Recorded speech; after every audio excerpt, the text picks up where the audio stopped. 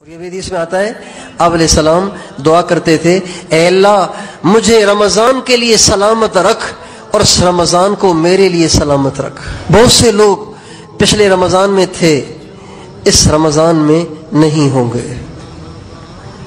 انہوں نے روزے بھی رکھے، تراویح بھی پڑھی، لیکن ان کو اس بات کا تصور بھی نہیں تھا کہ یہ روزے آخری ہیں، یہ تراویح آخری ہے، ان کو اس کا تصور بھی نہیں تھا۔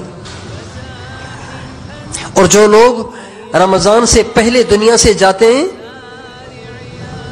جو لوگ رمضان سے پہلے دنیا سے جاتے ہیں تو دنیا سے جانے کے بعد قبروں میں بھی ان کو اس بات کا افسوس رہتا ہے، اے کاش موت تھوڑی سی مؤخر ہو جاتی، رمضان کی رحمتیں لوٹ کے پھر ہی قبر میں آتے۔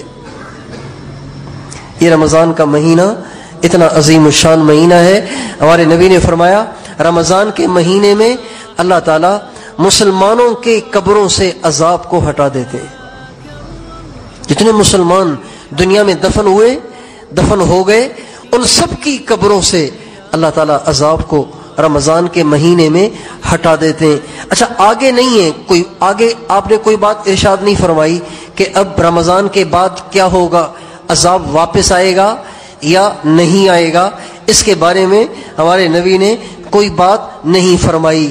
لیکن قرین قیاس یہ ہے، اللہ کے کرم سے اسی کی امید کی جاتی ہے کہ وہ کریم ایک دفعہ اپنے محبوب کی امت کی قبروں سے عذاب کو ہٹا کے دوبارہ شروع نہیں کرے گا۔ اور آپ علیہ السلام نے فرمایا رمضان کے مہینے میں کفار کی قبروں پر جو عذاب ہو رہا ہے نا، اس میں بھی تخفیف کر دیتے ہیں، عذاب کم ہو جاتا ہے۔